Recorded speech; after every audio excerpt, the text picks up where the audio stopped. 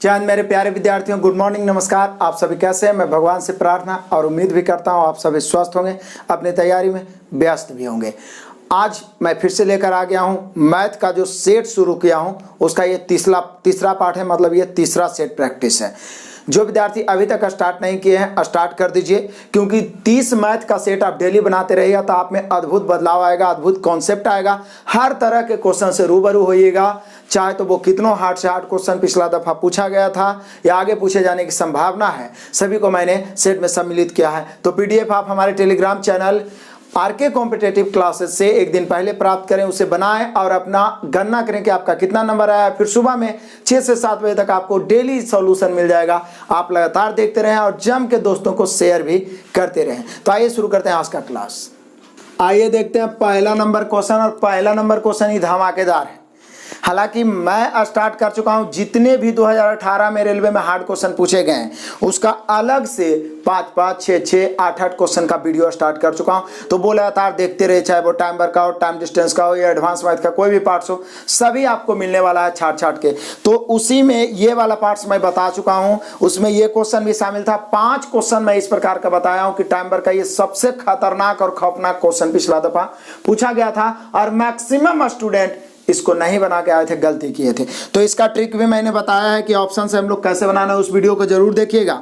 यहाँ भी मैं बता रहा हूँ फिर से। सरन और मयूख एक साथ मिलकर किसी कार्य को 18 दिन में समाप्त कर सकते हैं। वहां पर मयूख इसी काम को अकेले करता है और 1/3 काम पूरा करके काम छोड़ देता है।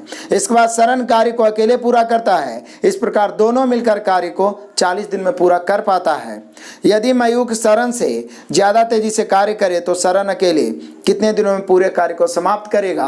पूरा क्वेश्चन पढ़ते पढ़ते निश्चित रूप से भूल जाएगा आदमी, इतना बड़ा क्वेश्चन है। जबकि इसका शॉर्ट ट्रिक मैंने आपको कॉन्सेप्चुअल बता चुका हूं, उस वीडियो को मैं बार बार बोलूंगा, जरूर देख लेना, क्योंकि एक हिट आपका कितनों बड़ा क्वेश्चन 5 या 10 देखिएगा तो आपके माइंड में सेट हो जाएगा।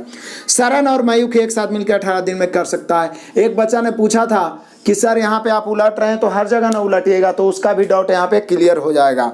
जैसे देखिए, सरन है और मयूख है, तो ये मिलकर जब काम कर रहा है ना तब समय 18 दिन ले रहा है। तो हम सरन प्लस मयूख बराबर 18 नहीं ले सकते हैं। सरन का यदि हम क्षमता निकाले, मतलब हम सभी जानते हैं सरन को S दिन और मयूख को M दिन ही मान लेते हैं। सरन S दिन में क्या हो, मयूख M दिन में, इसी को मान लेते हैं। तो इसको उल्टा करेंगे, 1 सरन प्लस 1 मयूख बराबर 1/18। क्यों? क्योंकि समय का उल्टा क्षमता होता है। ये क्वेश्चन 1 हुआ। और दूसरा बात बोल रहा है, वहां पर मयूख इस काम को अकेले करता है और 1/3 करता है। तो मयूख 1/3 काम करेगा, 1/3 काम करेगा तो समय भी जितना वो पूरा काम करे में समय लेगा उसका 1/3 ना, तो M समय ले रहा था तो उसका 1/3। उसके बाद देखिए, सरन कार्य को अकेले पूरा करता है, बाकी तो 1/3 काम हो गया था, 2/3 बचा, स्वाभाविक है। तो सरन उसको कर देता 2/3। तो देखिए, सरन S दिन लिया था 2/3 काम किया, तो जितना वो लेता उसका 2/3 समय भी लगेगा। अकेले ही कर रहा है, 1/3 काम किया तो 1/3 समय, इसलिए इसको उल्टा करना कोई जरूरी, ये समय ही हम लोग लेके के चल चुके हैं। और दोनों जब अलग अलग काम किया है तो कुल मिला के इन्होंने काम को समाप्त किया है कितने दिनों में? तो कुल मिला के इन्होंने काम को समाप्त किया 40 दिनों में। कितने दिनों में? 40 दिनों। बस इतना ही समझना था। फिर से सरन और मयूख दोनों मिल के करेगा तो 18 दिन में, तो दोनों का क्षमता जोड़ दिए 1/18। उसके बाद सरन इस दिन में कर रहा था 2/3 काम। कैसे है? क्योंकि मयूख के बारे में बोल रहा है कि 1/3 काम किया, मतलब 1/3, तो बाकी 2/3 सरन, तो जोड़ के 40 दिन। अब ऑप्शन से यहाँ से निकालेंगे। पूछ किस कर रहा है? तो पूछ रहा है मयूख सरन से ज्यादा तेजी से कार्य करता है, इसे कोई लेना देना नहीं है। तो बोल रहा है सरन अकेले कितने दिनों में? पहला ऑप्शन, यदि सरन को हम 45 लेते हैं ना, देखिए सरन को आप 45 लीजिएगा तो 45 का 2/3 कितना होगा? 15 दूनी 30। 30 उधर जाके 40 में घटेगा 10, तो M बराबर हो जाएगा 30। यानी सरन को हम लेते हैं 45, तो सरन को लेते हैं 45, यानी सरन को लिए हैं 45, तो ये मयूख कितना आ गया? 30। इसको माइंड में ही करना है। यदि आप किताब देखोगे या किसी और का सॉल्यूशन ना, माइंड चकरा देगा। हम लोग कुछ नहीं किए हैं, उल्टे हैं, बराबर 1/18 किए हैं। मयूख 1/3 किया है तो सरन 2/3 बराबर 40। अब सरन का पूछ रहा है, सरन का यहाँ 45 कितना रख दिए हैं? 45, तो 45 का 2/3 किया तो आया कितना 15, 15 दूनी 30, 30 जाके उधर 40 में घटा 10, तो m का 1/3 बराबर 10, तो m बराबर 30, यानी सरण को 45 लिए तो मयूख 30 आया। लेकिन यहाँ पे आप आंसर नहीं मार सकते हैं, कैसे पता चलेगा? आप सरण का 45 और मयूख का 30 रखेंगे तो 1/18 आना चाहिए, आप चेक कर सकते हैं। 1/45 प्लस 1/30 एलसीएम कितना 90, 45 से 90 में भाग देंगे 2 और 30 से भाग देंगे 90 में 3, 3 2 5, 5 1 5, 18 5 90, यानी 1/18 आ गया, 1/18 आ गया और 1/18 यहाँ दिया है, यानी कंफर्म हो गया कि सरण ने 45 दिन ही लिया है।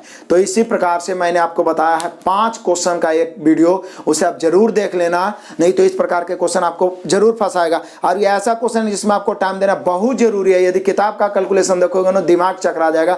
यहाँ पे सिर्फ ऑप्शन से मैंने सरण रखा और मयूख निकाल लिया, सरण रखा मयूख निकाला, दोनों को मान रख के सेटिस्फाइड हो गया तो आंसर होता, नहीं तो आगे बढ़ जाएंगे।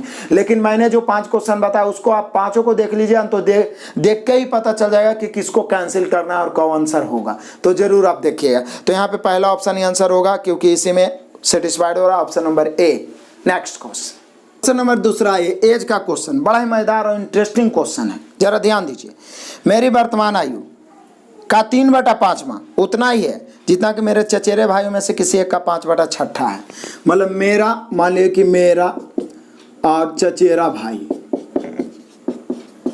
तो मेरा मतलब मैं 100, चचेरा भाई 22 है, तो समझ जाइए। करा मेरी वर्तमान आयु का 3/5, तो x का 3/5 उतना ही है जितना चचेरा भाई कोई एगो 22 है उसका 5/6 है, यानी 5/6 है। तो बोले सर इससे क्या होगा? तो इससे हम लोग का रेशियो निकल जाएगा। देख लीजिए, ये 5 इधर गुना होगा 6 इधर, तो 6 × 18 x बराबर 25/22, यानी हम कह सकते हैं x अनुपात 22 बराबर 25/18। ये वर्तमान का रेशियो निकला। अब इसका कहानी देखिए क्या टर्नओवर लिया है, इसलिए मैं बोलता हूँ ये इसका मास्टर वीडियो जरूर देखिए। कहता क्या है, मेरी 10 साल पहले आयु उसकी आज से 4 साल बाद की आयु होगी। मेरी 10 साल पहले आयु उसकी आज से 4 साल बाद की आयु होगी, तो मेरी वर्तमान आयु क्या है? तो 10 साल पहले ले जाना है तो इसमें घटाना पड़ेगा, और इसको 4 साल बाद ले जाना, तो आप रेशियो में तो घटा जोड़ नहीं सकते, तो इसको 25 के इसको 18 के मान लेते हैं।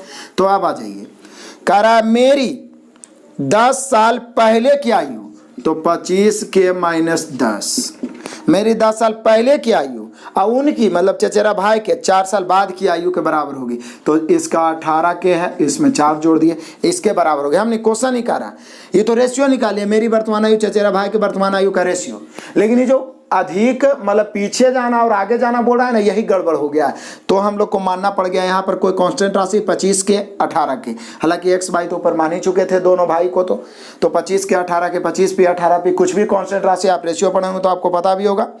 तो 10 साल पहले मेरी आयु, तो हम 10 घटा दिए, और 4 साल बाद उनकी आयु मतलब चचेरे भाई की आयु होगी, मतलब तो बोल रहा है मेरी वर्तमान आयु, तो आराम से पहले के का मान निकालेंगे तब ना। 18 के इधर आएगा, 25 के में घटेगा, 7 के बचेगा, बराबर 4 है, 10 उधर जाके जुटेगा तो 14, 7 दूनी 14, के का मान 14 आया। जैसी के का मान 14 आया तो मेरा चचेरा भाई 18 के है, यानी सॉरी के का मान 2 आया, 7 दूनी 14, के का मान 2 आया, तो 2 रखे हैं तो 18 दूनी 36 वर्ष, ये चचेरा भाई निकला। और मेरी हो गया 25 दूनी 50 वर्ष, 50 वर्ष। तो यही तो पूछ रहा है कि मेरी वर्तमान आयु क्या है, ऑप्शन मिला सकते हैं 50 वर्ष। कुछ नहीं किए, फिर से एक बार समझ लीजिए, ये सब समझने लायक क्वेश्चन है। मेरा और चचेरा भाई, मेरा कुछ भी x बाई पी क्यू कुछ भी नहीं मान लीजिए, मेरा 3/5 और मेरे चचेरे भाई का 5/6 आपस में बराबर है, दोनों का रेशियो हो गया 25/18। लेकिन ये बाद में फिर से गड़बड़ किया, घुमाया क्वेश्चन को कि मेरा 10 साल पहले और चचेरा भाई के 4 साल बाद बराबर हो जाएगा। तो मेरा 10 साल पहले, तो हम क्या किए, इसको कांस्टेंट बनाने के लिए 25 के 18 के मान लिए, 25 के -10, 18 के +4 बराबर, तो के का मान 2 आ गया, यहाँ 2 रखे, 18 दूनी 36। यदि चचेरा भाई के वर्तमान आयु पूछता 36 वर्ष और मेरी वर्तमान आयु पूछ रहा है 50 वर्ष। ऑप्शन नंबर 50 दिया डी।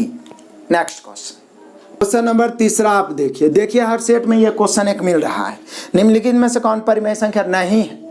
तो जो रूट से पूरा निकल गया वो परिमेय संख्या है, जो रूट में कुछ भी बच गया वो परिमेय संख्या नहीं है, वो अपरिमेय हो जाएगा। तो रूट 64, तो ये तो ये तो देखिए √64 लिखा हुआ है तो इसका 8 होगा। अब ये वही बात को फिर लिख दिया है 64, तो ये भी रूट है, इसका भी वर्गमूल है, यहाँ भी कुछ नहीं तो समझिए 2 है ये, तो इसका भी तो 8 होगा। अब क्यूब रूट ऑफ 8 तो इसका 2 हो जाएगा।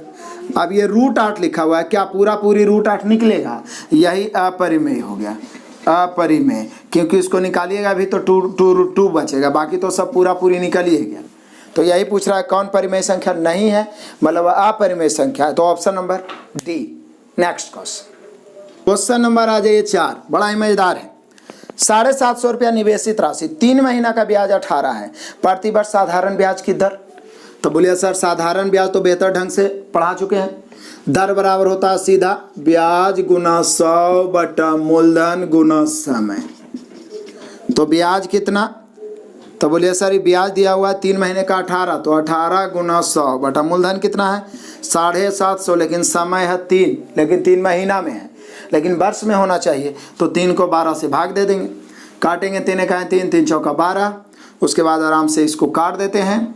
25 चौका 100, 25 तिहाई 75, 30 बार में, उसके बाद काट देते हैं 6 से, 6 तिहाई 18, 6 पंचे 30।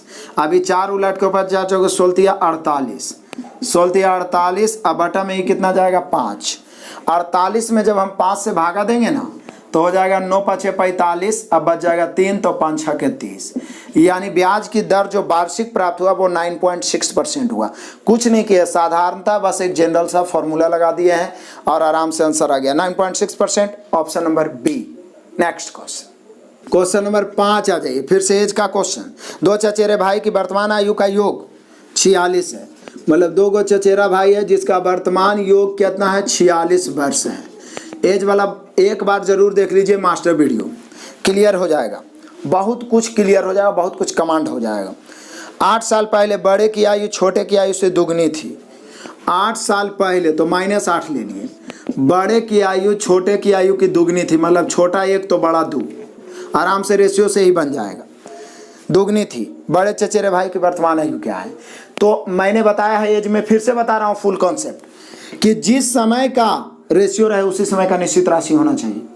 तो जिस समय का रेशियो 8 साल पहले का है, योगफल वर्तमान का है, तो बोलिए सर 8 साल पहले का योग निकालिए ना, 8 साल पहले का योग, तो दिक्कत क्या है, अभी 46 योग है वर्तमान में, तो 8 साल पहले ले जाएंगे तो बड़ा भाई में भी 8 साल घटेगा, छोटा भाई में भी 8 साल घटेगा, यानी 16 घट जाएगा। 46 में 16 घटेगा, बचेगा 30, यानी वर्तमान में 8 साल पहले दोनों भाइयों का योग 30। 8 साल पहले क्यों निकाले, वर्तमान में तो योग दिया हुआ, क्योंकि रेशियो 8 साल पहले का है, तो यहाँ योग 30, यहाँ योग 3, तो 30 की तुलना 3 से, योग की तुलना योग से पूछ क्या रहा है, बड़े चचेरे भाई की वर्तमान है, तो बड़ा वाला निकालना है 2 से, बड़ा वाला निकालना है, जितना जो दिया हुआ है उसे तुलना, योग दिया हुआ है योग से तुलना, और निकालना है बड़ा वाला उससे गुना। रेशियो पूरा डिटेल में अपने असाइनमेंट से पढ़ा चुका हूँ मैं, जो पढ़े होंगे उनको 100% समझ में आया होगा। काट दिए, 10 तिहाई 30, 10 दूनी 20, लेकिन क्या आंसर 20 वर्ष हो जाएगा? नहीं होगा, क्योंकि जिस समय का अनुपात रहा उस समय का निश्चित राशि होना चाहिए और परिणाम भी उसी समय का प्राप्त होता है। ये नोट स्पेशल लिखा थे, तो 8 साल पहले ही 20 वर्ष का था, वर्तमान पूछ रहा है तो 8 जोड़िए, यानी बड़ा चचेरा भाई वर्तमान में हो जाएगा 28 वर्ष का, 28 वर्ष दिया हुआ है, ऑप्शन नंबर सी। तो जब आप मास्टर वीडियो देखिएगा तो ये सब पॉइंट एकदम पूरे तरीका से क्लियर हो जाएगा कि कैसे कब का प्राप्त होता है और वर्तमान निकालना तो हमें क्या करना पड़ेगा, तो पूरा क्लियर हो जाएगा 100%। और जब तक मतलब कि समय है अपना हिम्मत नहीं हारना, और जो भी कमियां हैं उसे पूरा करने का, उसे दूर करने का, उस कमियों को दूर करने का प्रयास जारी रखना है, तभी आपको सफलता हाथ लगेगी। देखते हैं नेक्स्ट क्वेश्चन नंबर 6 आ जाइए, बड़ा ही मजेदार क्वेश्चन है। अब स्टॉक देख के डरना नहीं है, स्टॉक वाला क्वेश्चन नहीं है, एक्चुअली कहना चाह रहे पुराने स्टॉक को जो पहले से जमा हुआ है वस्तु, उसे समाप्त करने के लिए एक व्यक्ति ने 3420 में एक चाय का सेट बेचा जो लागत कीमत से 43% कम था। मतलब यदि हम लागत कीमत को 100% मान ले तो ये बेचा कितना में, बेचा 43% कम में। तो बोलिए सर 100 से 43 घटाएंगे तो 57 में बेचा। इस पर 10% लाभ प्राप्त है तो विक्रेता को कितना अधिक में बेचना चाहिए? तो बोलिए सर 10% लाभ उसको चाहिए था, 10% लाभ चाहिए था, तब तो एक ही उपाय है कि उसको 110 में बेचना चाहिए था, क्योंकि 100 लागत हम लोग लेके चले, ऐसे भी अपने आप में हर राशि 100% होता है। तो बोल रहा है कि बताइए जितना में बेचा है उससे कितना अधिक में बेचना चाहिए। तो बोले सर दिक्कत क्या है, ये बेचा है 34-20 में और यहाँ के अनुसार बेचा है 57 में, 43 कम 57 में, तो कम की तुलना कम से अब कितना अधिक में बेचता, मतलब यहाँ जितना बेच दिया है उससे कितना अधिक में बेचता कि उसको 10% लाभ होता। तो बोलिए सर ये 57 है तो ये 53 अधिक करेंगे तभी तो 110 आएगा, ठीक है। तो 53 अधिक में बेचता तो 53 से हम लोग गुना कर देंगे। अब आराम से काटिए, इसको आंसर आ जाएगा।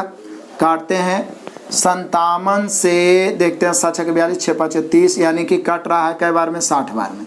अब 60 से इसको गुना कर देंगे तो 0 6 3 18 के 8, 6 3 18 का बचा 1 6 5 30 सब 31, यानी कि हम कह सकते हैं कि 3180 अधिक में बेचना पड़ता यदि वो अपने लागत मूल्य पर 10% लाभ चाहता। जितना में बेचा उससे 3180 अधिक। ऑप्शन नंबर ए क्लियर हो गया होगा।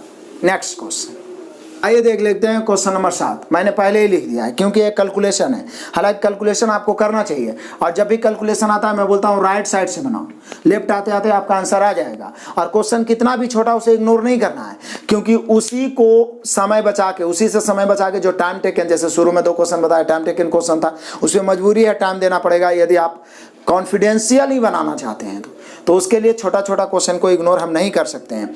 तो यहाँ से आ जाए राइट साइड से, पहले भागा वाला काम, पहले तो ये माइनस माइनस प्लस हो जाएगा 16 48, लेकिन यहाँ पे माइनस है तो -5 -3 हो जाएगा -8। अभी माइनस माइनस हो जाएगा चूंकि गुना में है, एक्चुअल में ऐसे बचा 22 -1/4 और फिर माइनस में 8 ऐसे बचा, तो ये माइनस माइनस प्लस हो जाएगा और ये 4 दूनी 8, तो इधर 22 बचा, ये प्लस में 2 बच गया तो 22 और 2 24 आ गया। तो राइट से लेफ्ट आइएगा ना, आराम से कैलकुलेट करते हुए पहले भाग पीछे गुना फिर जोड़ घटाओ, बोर्ड मास का नियम जानते हैं, तो आराम से आपका आंसर कॉन्फिडेंशियली आएगा और प्रैक्टिस लगातार होते रहेगा तो अपने आप और आदत बन जाएगा। तो इग्नोर तो बिल्कुल छोटा से छोटा या बड़ा से बड़ा किसी क्वेश्चन को करना ही नहीं है। तो यहाँ पे हम लोग का आंसर हो गया 24, option number B. Next question आइए, क्वेश्चन नंबर 8 ट्रिगोनोमेट्री का क्वेश्चन आ गया। tan थीटा बराबर दिया हुआ 7/24, तो पी का मान क्या होगा यदि यहाँ पे लिखा हुआ है क्या, tan theta minus sec theta और बटा साइन थीटा बराबर -p और बटा 28। तो बोले सर दिक्कत क्या है, ऐसा करते हैं ना, tan थीटा बराबर 7/24 है, ये लंब बटा आधार कर देते हैं, लंब 7 अब आधार 24 तो कर्ण 25 से ना होगा। पाइथागोरस ट्रिगोनोमेट्री का बेसिक क्लास मैं बताया हूँ, डिस्क्रिप्शन में लिंक होगा उसे देख लीजिए, क्योंकि बेसिक क्लास पढ़ा हुआ रहेगा तो जल्दी मैराथन आने वाला है जिससे हर टाइप का क्वेश्चन आपके माइंड में पूरे तरीका से फिट हो जाएगा और कभी क्वेश्चन नहीं छूटेगा। तो यहाँ पे देख लीजिए, जिसमें पाइथागोरस भी बताए थे 7/24 तो कर्ण 25 हो गया, फटाफट मान रख देते हैं, पी का मान निकल जाएगा, ये तो 7/24 ही होगा, माइनस सेक क्या होता है तो कॉस होता है आधार बटा कर्ण, तो ये कर्ण बटा आधार होगा, तो कर्ण आपने 25 निकाला है और आधार तो यही है कितना 24, और बटा साइन थीटा, साइन होता है क्या लंब बटा कर्ण, तो लंब कितना है 7 और बटा कर्ण कितना 25 और बराबर -p/28। अब थोड़ा इसको कैलकुलेट कर लेते हैं, एलसीएम ऊपर में कितना हो जाएगा, तो बोले सर ऊपर में 24 हो जाएगा, ये 7/24 है, ऊपर में कितना होगा 24 और ये 7 - 25 बचेगा, तो बोले सर 7 - 25, तो 7 - 25 7 में से 25 जाएगा तो -18, और ये 7/25 जो है क्या में है भागा में, तो ये ऊपर जाके गुना में हो जाएगा तो उलट जाएगा 25/7, क्योंकि कोई भी संख्या भागा में उसको गुना में करिए तो वो उलट जाता है, अंश हर अंश आपको पता होगा, बराबर ये हो गया -p/28। क्लियर, बस अब इसको कैलकुलेट कर लेते हैं आराम से, कट रहा है तो काटे, 6 तिहाई 18, 6 चौका 24। अब जरा ध्यान दीजिए इधर 7 चौके 28 से 28 कट गया, क्योंकि नीचे से नीचे हम आराम से काट सकते हैं। तो अब यहाँ पे हम लोग का बच कितना गया, तो बोलिए सर इधर ये माइनस से माइनस भी तो हम काट सकते हैं, दोनों तरफ माइनस है, तो उधर p बचा, इधर बचा 75, यानी फाइनली p का जो मान बचा वो बचा 75 और 75 है option number B.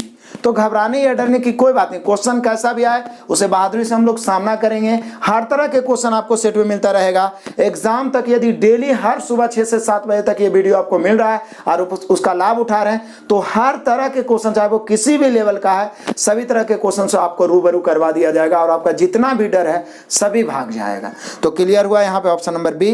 Next question आइए देखते हैं क्वेश्चन नंबर 9, बड़ा ही मजेदार वीवीआई क्वेश्चन। ये भले ही देखने में छोटा क्वेश्चन हो, लेकिन मैक्सिमम स्टूडेंट ने इसमें गलत किया था। अब देखिए, निम्न में से कौन सी भिन्न है जो आवर्ती दशमलव नहीं देंगे? आवर्ती दशमलव उसको कहते हैं जो अशांत दशमलव को क्रिएट करता, जो दशमलव के बाद शांत नहीं होगा, बार बार अनंत तक देते रहिए वो आते रहेगा। तो यहाँ बोल रहा है कौन है जो आवर्ती दशमलव नहीं देगा? मतलब कहने का मतलब मैं आपको बता दूं, ऊपर में कुछ भी हो लेकिन नीचे में यदि 2 और 5 या इनका गुणज एकदम बढ़िया से आप समझ लीजिए पहले रहे तो वह आवर्ती नहीं देगा। मतलब कहने का मतलब है कि अंश में कुछ भी रहे, हर में 2 या 5 या 2 का कितना बड़ा गुणज, जैसे 4, 8, 16 या 5 का कितना बड़ा गुणज 5, 25 ऐसा रहता है, तो 1 अंक के बाद, 2 अंक के बाद, 3 अंक के बाद, 4 अंक के बाद, 5 अंक के बाद, 20 अंक के बाद, कितनों अंक के बाद, लेकिन वो पूरी जरूर कटेगा, इसकी गारंटी है। लेकिन 2 और 5 के अलावे जो कुछ भी रह जाता है, कोई भी अभाज्य संख्या जैसे 3 है, 7 है, कोई भी और रह गया तो जिंदगी भर भाग देते रहिएगा, बाले बच्चे मिलके, पूरा गांव मिलके, तो कटने वाला नहीं है। मतलब वो आवर्ती दशमलव दे रहा है। आई बोल रहा है निम्नलिखित में कौन आवर्ती दशमलव नहीं देगा? तो चेक कर लीजिए। पहला ऑप्शन है 8/56, 8 सते 56, 8/56 है, 8 सते 56, लेकिन नीचे में देखिए 7 आ गया जो कि 2 और 5 के अलावा दूसरा है, तो ये आवर्ती दशमलव देगा, जिंदगी भर काटते रहिए, पूरा नहीं कटेगा। 6/56 ये भी देगा, क्योंकि 3 दूनी 6 होता है, 28 दूनी 56, और 28 को 7 गुना 4 लिख सकते हैं। तो इसमें 2 का गुणज तो है, लेकिन इसका साथ एगो 7 भी आ जाता है, जिंदगी भर भाग दीजिए, ये नहीं कटेगा, मतलब ये आवर्ती दशमलव देगा। आगे ये 4/56, 4 का 4, 14 चौक 56, ये भी 7 गुना 2, तो 2 तो है, लेकिन इसका साथ 7 भी है, लाइफ टाइम भी भाग दीजिएगा, नहीं कटेगा। मतलब ये तीनों तो आवर्ती दशमलव दे रहा है, लेकिन पूछ रहा है कौन आवर्ती दशमलव नहीं देंगे?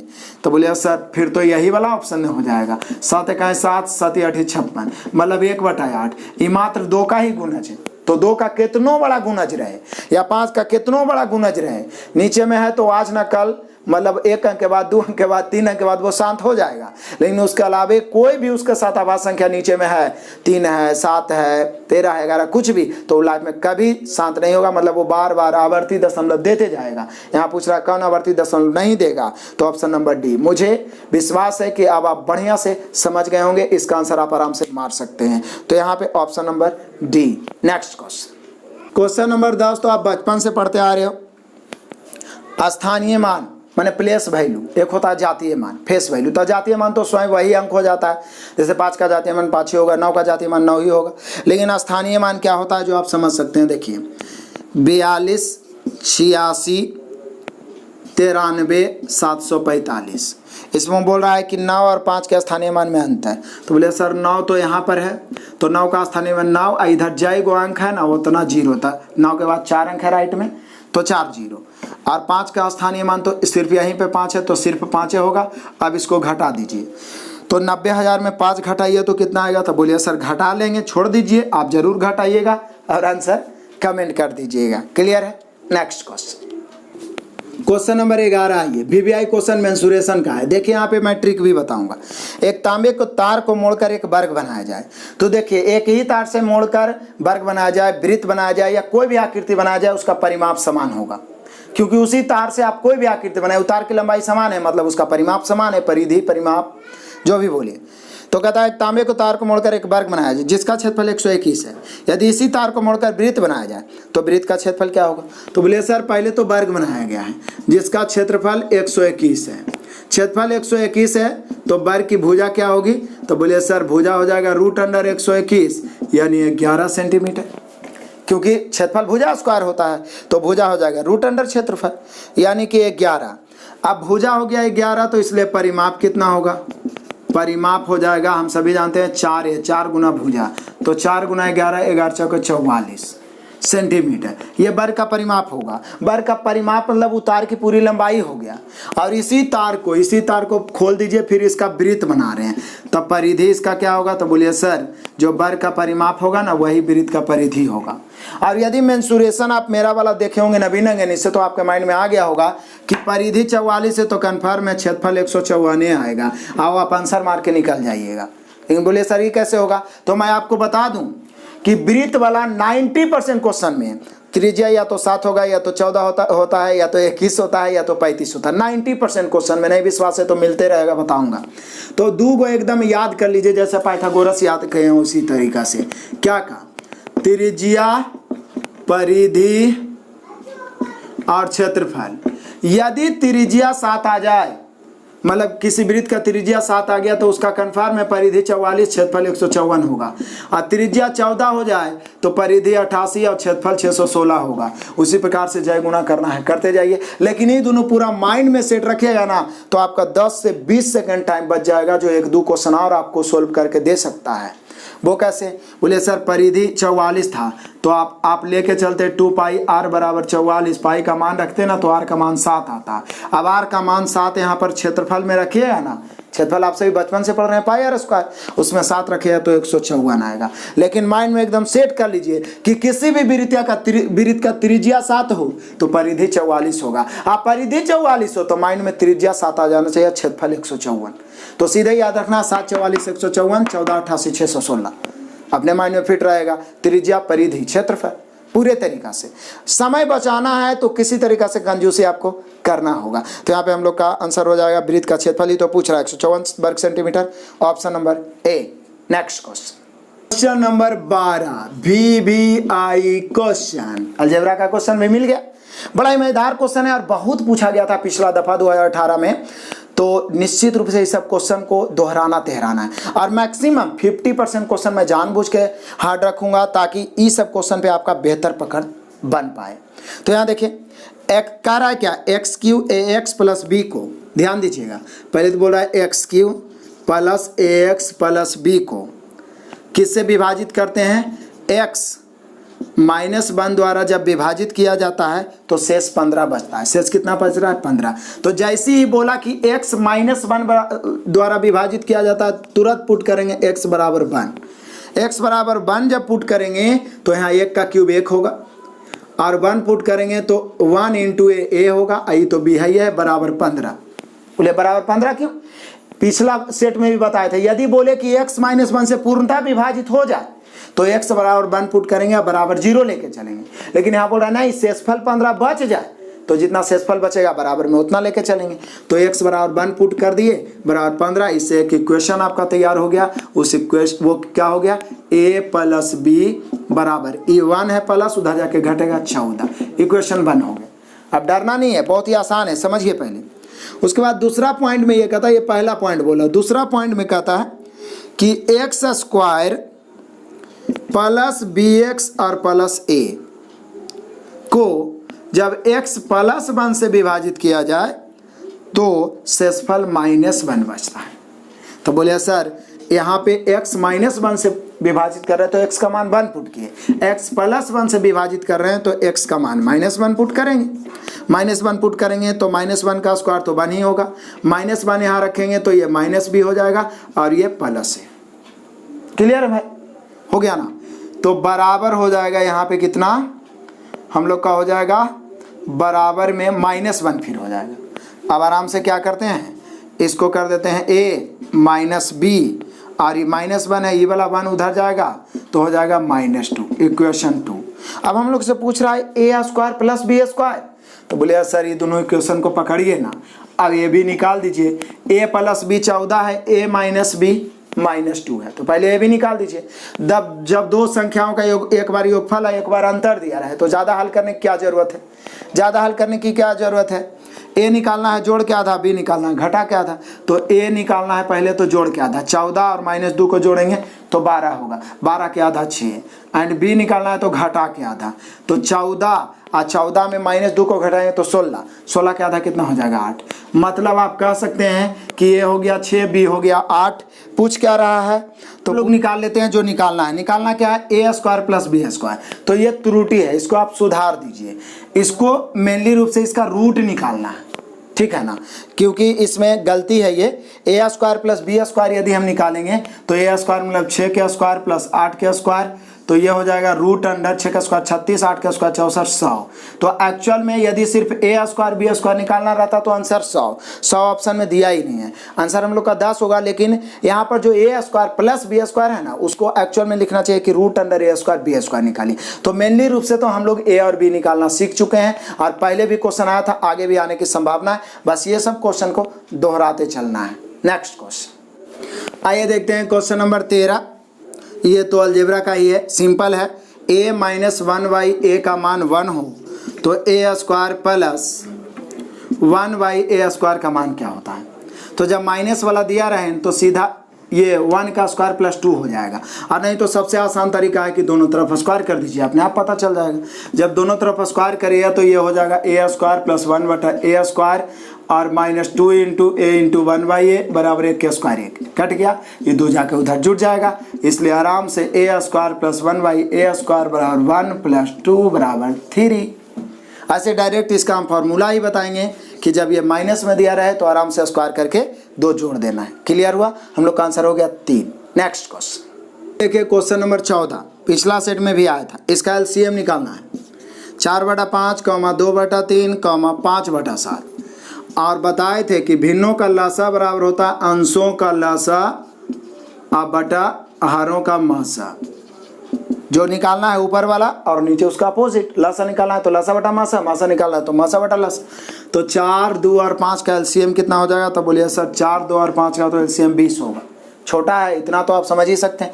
5, 3 और 7 का एचसीएफ 1 होगा, तो 20/1 यानी हम लोग का आंसर हो गया 20। यानी ये जो भिन्न दिया हुआ है इसका एलसीएम हो जाएगा 20, और ऑप्शन है बी। हम लोग का आंसर हो option number B. Next question number 15 देख लीजिए। टाइम डिस्टेंस का वीवीआई क्वेश्चन है। यदि आप हमारे मास्टर वीडियो टाइम डिस्टेंस का देखे होंगे तो टाइप 2 में यही क्वेश्चन मैं बताया हूँ, और नहीं देखे हैं तो देख लीजिए। वैसे मैं अपने असाइनमेंट से फुल सॉल्यूशन टाइम डिस्टेंस का बहुत जल्द करने वाला हूँ। एक व्यक्ति अपनी सामान्य 4/5 चाल के चाल से चलने पर, मतलब जितना उसका चाल है उसका 4/5 चाल से चलता है तो 15 मिनट देरी से पहुँचता है। मतलब आप कह सकते हैं सामान्य चाल और चलता है, मैंने उसको बोल सकते हैं आप वर्तमान चाल। तो सामान्य चाल के 4/5 से चलता है, मतलब उसका सामान्य है 5। सामान्य चाल के, तो जिसमें के लगा वो नीचे वाला, तो सामान्य चाल है 5 और वर्तमान में चल रहा है 4 से। मैंने बताया कि ऐसा स्थिति जैसे ही आए तो चाल के उल्टा समय होता है, तुरंत उलट दो 4:5। बोला है कि जब ऐसा करता है तो 15 मिनट देरी से, तो उसी दूरी को तय करने में उसके द्वारा लिया जाने वाला सामान्य समय क्या है। तो बोले सर आप बोले हैं 15 मिनट देरी आई, 4 से 5 हो गया समय का अनुपात, तो 1 मिनट देरी की तुलना देरी से। तो बोला यदि सामान्य चाल से चले तो कितना समय लगेगा, यानी सामान्य समय। तो बोलिए सर 4 से गुना, तो 4 से गुना 15 चौका 60 मिनट, यानी सामान्य समय हो जाएगा 60 मिनट। अब 60 मिनट को 60 मिनट लिख सकते हैं, या इसी को आप 1 घंटा भी लिख सकते हैं। अब आपके ऊपर डिपेंड करता है, ऑप्शन के ऊपर डिपेंड करता है। ऑप्शन में 1 घंटा दिया हुआ है, तो हम लोग का आंसर हो गया 15 का option number B. Next question ये देखते हैं, क्वेश्चन नंबर 16। बड़ा मजेदार और सिंपल क्वेश्चन है। दीपाली ने एक कप का एक सेट 375 में खरीदा मतलब होता है क्रय मूल्य। 375 में खरीदा, लेकिन बाद में इसे पुराना स्टॉक समाप्त करने के लिए 345 में ही बेचना पड़ा। मतलब बेचा कितना में, 345 में। तो बोल रहा है कि बताइए उसे नुकसान कितने प्रतिशत का हुआ। तो लाभ हानि पूरा डिटेल में अपने असाइनमेंट से पढ़ाया हूँ, जिसमें मैं बताया हूँ कि नुकसान प्रतिशत यानी हानि प्रतिशत या लाभ प्रतिशत पूछे तो हमें क्रय मूल्य और विक्रय मूल्य चाहिए। तो क्रय मूल्य पता है, विक्रय मूल्य भी पता है, तो निश्चित है यहाँ पे हानि हो रहा है या उसको नुकसान कह दीजिए। तो हानि प्रतिशत बराबर हानि बटा क्रय मूल्य गुना 100। तो कितना का हानि, 375 345 घटाएंगे तो बचेगा 30। 30/375 गुना 100 काट दीजिए। अब इसको ही जितना आ जाए तो काटेंगे ना, तो ये 25 से 4 बार में कटेगा, ये 25 से 15 बार में, ये 15 दूनी 30, 4 दूनी 8, यानी कितना % का नुकसान होगा, 8% का। ऑप्शन मिला लीजिए, बड़ा सिंपल क्वेश्चन था, option number D. Next question आइए देखते हैं, क्वेश्चन नंबर 17 बड़ा ही मजेदार है। कहता WX, Y और Z आरोही क्रम में व्यवस्थित 4 संख्याएं हैं। कौन कौन है, WX, Y और Z आरोही क्रम में, मतलब आप कह सकते हैं क्या कि बढ़ते क्रम में है। ठीक है, अब कहता है इनमें न्यूनतम 4 संख्याओं का औसत 18, जबकि अधिकतम 3 संख्याओं का। इनमें न्यूनतम संख्याओं का औसत, तो न्यूनतम यहाँ 3 ही लिखना चाहिए, 18 जबकि 3 अधिकतम संख्याओं का औसत 22 है तो परिसर क्या है? तो परिसर मतलब होता है सबसे बड़का माइनस सबसे छोटका। तो बोले सर पता कैसे चलेगा सबसे बड़ा छोटा? तो शुरू वाला 3 गो का W + X + Y, यानी तीनों का औसत है 18 तो योगफल 18 × 54। और लास्ट वाला यानी तीनों बड़का का औसत यदि आप निकालना चाहें तो X + Y + Z, 22 है तो 22 × 66। अब नीचे वाला बड़ा है ऊपर वाला छोटा, तो नीचे वाला से ऊपर वाला को घटा देंगे तो सब माइनस में हो गया। अब x कट गया, y कट गया, नीचे z - w इधर बचेगा, इधर 66 में से 54 तो बच जाएगा 12। तो ये z सबसे बड़ा है, चूंकि बोल रहा है क्या आरोही क्रम में यानी बढ़ते क्रम में, तो यहाँ पर z सबसे बड़ा या कोई भी बड़ा लीजिए, दोनों का जो अंतर आ गया ना वही परिसर हो गया। सबसे बड़ा माइनस छोटा जो होता है वही परिसर होता है। परिसर, परिमाप नहीं, परिसर। परिसर बोलिए, परिसीमा बोलिए, रेंज बोलिए, ये हो जाता है कितना हो गया 12, यानी रेंज हो गया 12। कुछ नहीं किए हैं, बस शुरू वाला 3 गो का औसत दे है, योगफल वाला औसत गुणे संख्या 18 × 54, लास्ट वाला यानी बड़ा वाला 3 गो का 22 दिया, 22 × 66, आराम से घटा दिए, बड़ा वाला और छोटा वाला बच गया, वो दोनों का अंतर 12 आया, और सबसे बड़ा सबसे छोटा का अंतर ही तो परिसर होता है, रेंज होता है। तो आप 12 option number B. Next question number 18 बड़ा ही सिंपल अनुपात का क्वेश्चन है। मिश्रण में रेत के साथ बजरी का अनुपात, रेत और बजरी, बजरी जो छोटा छोटा पत्थर होता है उसे बजरी कहते हैं। रेत और बजरी का अनुपात है 17:8। जबकि आगे बोलता है बजरी और सीमेंट का अनुपात, बजरी और सीमेंट का अनुपात कितना है? तो बजरी और सीमेंट का अनुपात है 6:12। तो पूछ क्या रहा है? तो बोल रहा है मिश्रण में रेत के साथ सीमेंट का अनुपात, रेत अनुपात सीमेंट। बोलिए सर आपने रेशियो में तो बड़ा ही बेहतर ढंग से इसको पढ़ाया है, हमें सिर्फ चाहिए रेत और सीमेंट, फर्स्ट और लास्ट चाहिए, और कॉमन बजरी ऊपर 8 नीचे 6। तो आराम से बोले सर फर्स्ट है लास्ट चाहिए, तो फर्स्ट को गुना लास्ट को गुना कर दीजिए, आराम से आ गया। देख लीजिए रेत निकालना 17 × 6 = 102 अनुपात, और ये 12 × 8 = 96। अब ऑप्शन कैसे दिया है ये ऑप्शन पे निर्भर करता है। इसको काटें तो 2 से तो कटेगा, 51 दूनी 102, अब ये हो जाएगा कितना 48 दूनी 96। बोले सर और कट रहा है, 600 तो कट ये रहा था, तो आराम से फिर से काट दीजिए, 17 × 51 = 16 × 48, यानी हम लोग का आंसर हो गया 17:16, यानी कि 17:16। देखिए गलती से 17:17 ही दे दिया है, जबकि हम लोग का एक्चुअल में आंसर 17:16 होगा। रेत के साथ सीमेंट का अनुपात होगा 17:16। यदि ऑप्शन आप ये आंसर देना चाहते हैं तो 17:16 हम लोग का आंसर होगा। क्लियर है? नेक्स्ट क्वेश्चन, आइए क्वेश्चन नंबर 19 देख लेते हैं। ये तो सिंपल वर्गमूल निकालना है भाई, 32 × 49। हालांकि ये तो आपके माइंड में आ भी गया होगा कि 57 का स्क्वायर है, 7 ज़्यादा 7 का स्क्वायर 49, और जितना ज़्यादा रहता 25 × 7 = 32। स्क्वायर करना सिखाएं, आराम से आंसर आ गया। नहीं तो निकालने का तरीका भी बताए थे कि अंतिम में 9 है तो या तो 7 होगा या तो 3, उसके बाद 2 अंक काट दो। ये 32 लगभग किसका स्क्वायर है? तो 5 का स्क्वायर 25, आई है 32, अंतर कितना के 7 के, 7 5 से बड़ा हो रहा है तो बड़ा वाला, तो बड़ा 7 है तो 57। ऐसे भी सिखाया आपको वर्गमूल निकालना, नहीं तो फिर ऐसे करके भाग विधि से बना सकते हैं आप, नहीं तो वर्गमूल वाला आप देख लीजिएगा ना वीडियो, सेकंडों में वर्गमूल निकालना सिखाए हैं। तो ये सब छोटा छोटा यदि कमजोरी है आपसे नहीं बन रहा है तो उसको देख लिया करिए, उसी समय 5-10 मिनट में आप सीख जाइएगा, लाइफ में कभी नहीं भूलिएगा। तो यहाँ पे हम लोग का आंसर हो गया 57, option number C. Next question, आइए देखते हैं क्वेश्चन नंबर 20। बड़ा ही मजेदार क्वेश्चन फिर से आ गया, रीजनिंग के जैसा। करा दिए गए प्रश्न को ध्यानपूर्वक पढ़ें और बताएं कि इसका उत्तर देने के लिए निम्नलिखित कथनों में से कौन पर्याप्त है। यह है तो पूछना ये कि क्वेश्चन चाह रहा है कि x, y और z का औसत क्या है। तो बोलिए सर हम सभी जानते हैं कि औसत बराबर होता है योगफल बटा संख्या, यानी कि मेनली रूप से ही पूछ रहा है x + y + z / 3 = 8।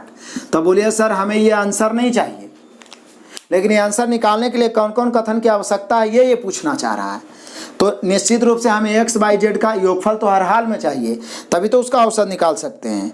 तो पहला कथन पढ़िए, पहला पढ़िएगा तो बोल रहा है y का वेतन x + z का आधा है। तो इससे क्या पता चलेगा? आधा है तो कितनों का आधा रह सकता है, पता कहाँ से चला? ये तो ऐसे ही खत्म हो गया, इसकी तो ज़रूरत ही नहीं है। x और y एक साथ z से 40 अधिक है, मतलब x + y जो है z से कितना अधिक है? 40 अधिक है।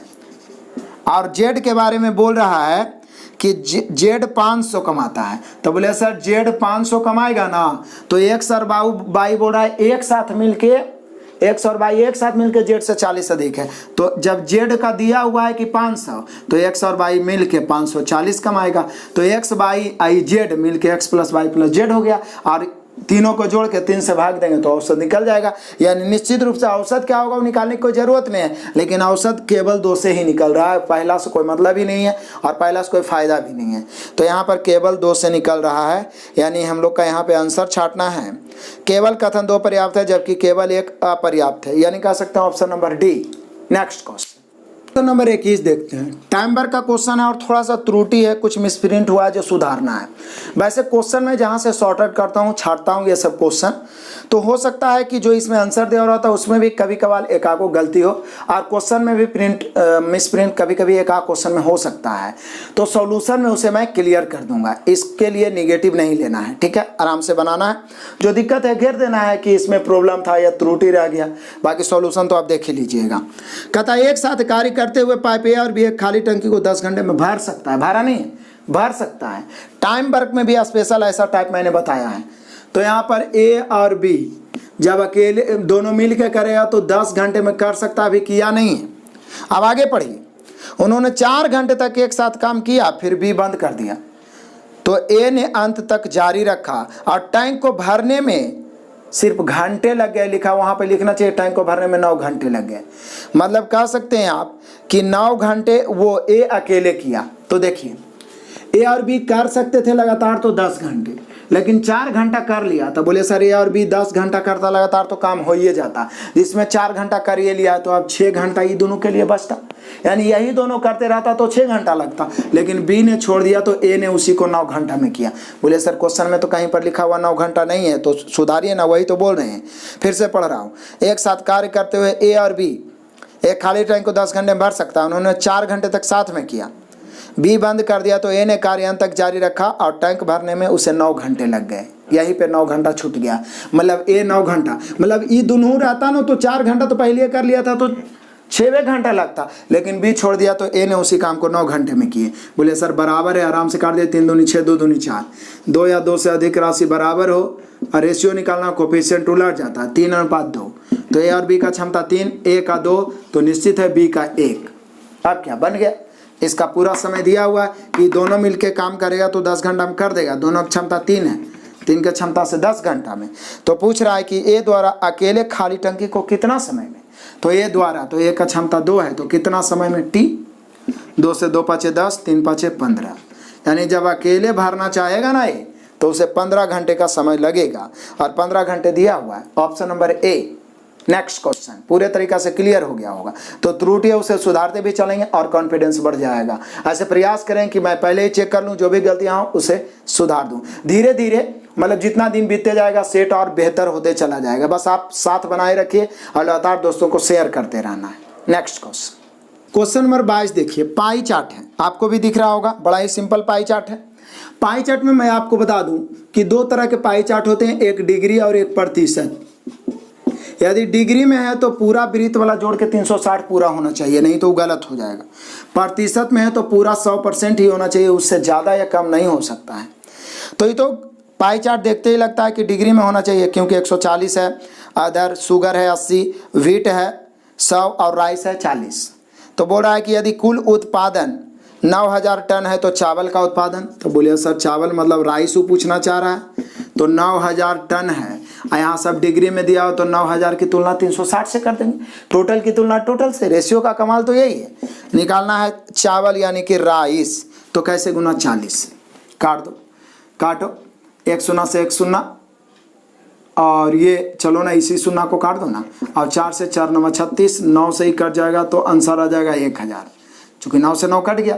तो 1000 टन यानी चावल का मात्रा टन में दिया हुआ है, तो 1000 हो गया, option number B. Next question number 23, बड़ा ही सिंपल कैलकुलेशन है भाई। किसी संख्या के 28% का मान 35 है तो संख्या क्या है, तो ये जो 35 है ना ये 28% का मान है, तो 35 की तुलना 28 से संख्या निकालना है 100 से। परसेंटेज में बहुत सारा क्वेश्चन ऐसा पढ़ा है, एक्स वाई जेड माने की कोई जरूरत ही नहीं है। कोई भी राशि अपने आप में 100% होता है। उसका 28% जो है 35 के बराबर है, तो 35 की तुलना 28 से वो संख्या निकालना है 100 से। काट दो, 7 पचे 35, 7 चौका 28, 4 से 25 चौका 100, 25 पचे 125। एक्चुअल में वो संख्या है 125। Option number D. Next question आइए, क्वेश्चन नंबर 24 रेस का क्वेश्चन है और वीवीआई क्वेश्चन है। मैंने रेस का भी मास्टर वीडियो बना रखा है, साथ ही साथ प्रैक्टिस के साथ। यदि आप रेस का मास्टर वीडियो देख लेते हैं तो ये सब क्वेश्चन तो देखते ही बनेगा। फिर भी अभी नहीं देखें तो भी मैं बताता हूँ और देख लीजिएगा। कहता है 900 मीटर की एक दौड़ में सतीश किरण को 270 मीटर से और राहुल को 340 मीटर से, दोनों को सतीश से हरा रहा है। सतीश एक बार किरण को हराता है और एक बार राहुल को। तो जरा ध्यान दीजिए, रेस में सबसे इंपॉर्टेंट पॉइंट होता है जीत बिंदु। जीत बिंदु तक जो जीतता है वो पूरा दौड़ेगा। जब तक पूरा नहीं दौड़ेगा पता कैसे चलेगा कि कौन जीत रहा है। इसलिए जीतना का दौड़ हो, 900 मीटर का, 1 किलोमीटर का, 2 किलोमीटर का, जीतने वाला हमेशा पूरा दौड़ता है। तो निश्चित है यहाँ पे करा सतीश किरण को भी हरा रहा, राहुल को भी, तो निश्चित है सतीश पूरा 900 दौड़ेगा। अब किरण को सतीश ने हराया है कितना मीटर से, 270। तो बोलिए सर 900 में 270 घटाएंगे 630 बचेगा। लेकिन सतीश ने ही राहुल को भी हराया है, तो जितना देर में सतीश 900 दौड़ेगा राहुल उससे 340 कम दौड़ेगा। तो 900 में से 340 घटाइए तो 560 आएगा। ये इनकी चाल का ही रेशियो निकल गया। समान समय में तय किया गया दूरी और चाल का रेशियो सेम होता है। जितना समय में 900 मीटर तय करेगा उतने समय में 630 करेगा, ये 560 करेगा, तभी तो दोनों को हरा दिया।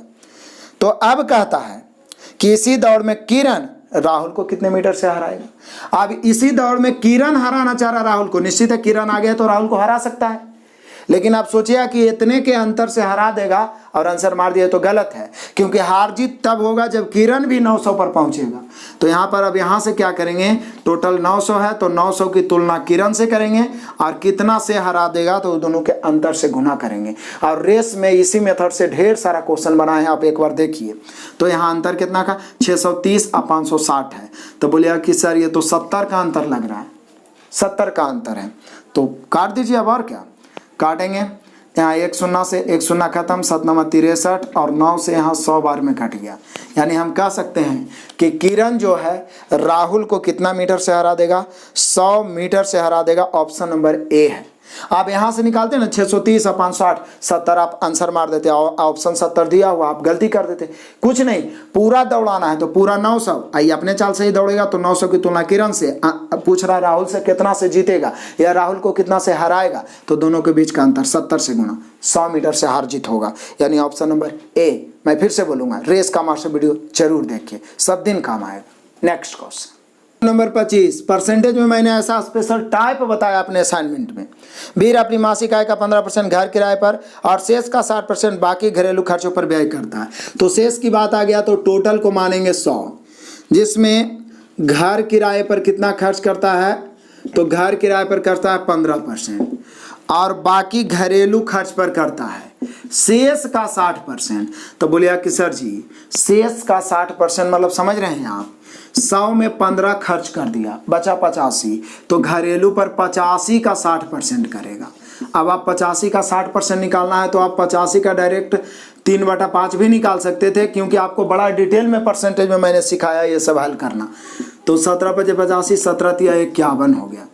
यानी घर किराए पर तो 50 किया, 15 किया, सॉरी, टोटल 100% अपने आप में है। घर किराए पर 15%, तो माइंड में आया कि 15 घर किराए पर, तो बचा 85।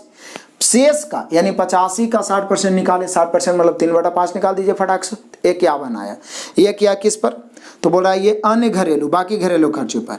यदि 2210 रुपये की बचत करता है तो बोलिए सर यहाँ तो बचत करिए ना रहा है, टोटल 100 में 15 और 51 जोड़िए, तो बोले 15 51 66, तो 66 खर्च हो रहा है तो बचाइए ना रहा है 34। और यहाँ कितना बचा रहा है, यहाँ बचा रहा है 2210, तो 2210 की तुलना 34 से, बचत की तुलना बचत से, बचत की तुलना बचत से निकालना क्या है, मासिक आय तो 100 से। यदि बोलता किराए पर कितना खर्च करता है तो 15 से, यदि बोलता घरेलू पर कितना खर्च करता है तो 51 से। काटिए, 17 दूनी 34, 17 का है 17, 22 में 17 तो 5 17 3 51 0।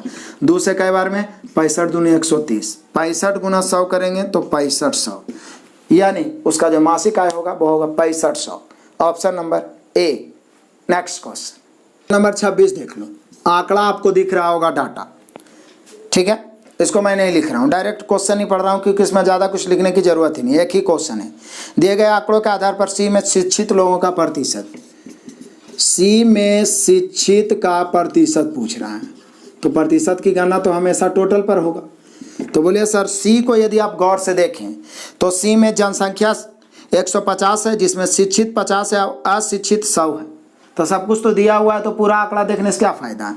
तो टोटल जनसंख्या 150 है, उसको नीचे, और शिक्षित मात्र कितना है 50 है, तो ऊपर, और परसेंट निकालना है 100 से।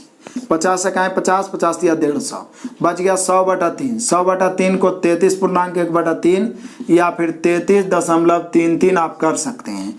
तो 33.3 दिया हुआ है, आराम से बन गया ऑप्शन नंबर बी।